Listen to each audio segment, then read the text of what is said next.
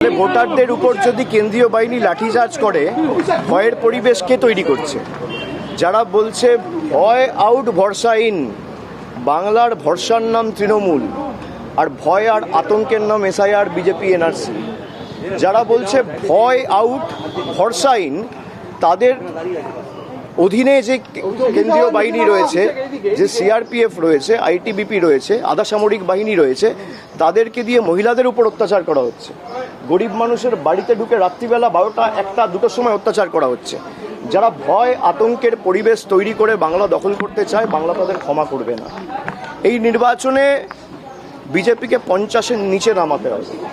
BJP 50-এর উপর থাকলে, আগের বার 77টা সিট পেয়েছিল, কে চিকেন প্যাটিস আর কে এগরোল বিক্রি করবে এটা ঠিক করছে।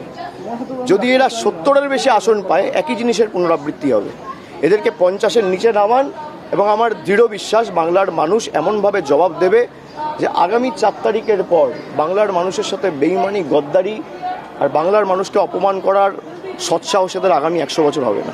আর এখতিয়ার বহির্ভূতভাবে যারা কাজ করছে, CRPCর কোথাও কোনো প্রভিশন নেই, যেটা BNSS এর কোনো প্রভিশন নেই, বা ইলেকশন কমিশনের সুনির্দিষ্ট কোনো গাইডলাইন নেই, যেটা যে কোনো অবজারভারকে ম্যান্ডেট দেয় বা এখতিয়ার দেয় বাড়ি বাড়ি গিয়ে রেড কন্ডাক্ট করে।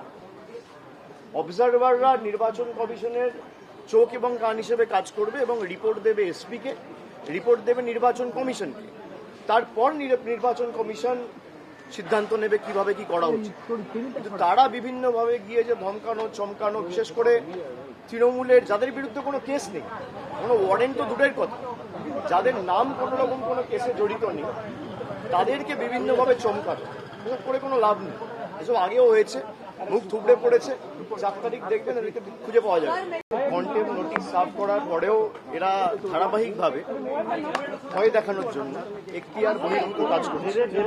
বিভিন্ন জায়গায় পুলিশ অবজারভার, জেনারেল অবজারভার গিয়ে ভয় দেখাচ্ছে, সাধারণ মানুষদের ভীত সন্ত্রস্ত করে দেওয়ার একটা চেষ্টা।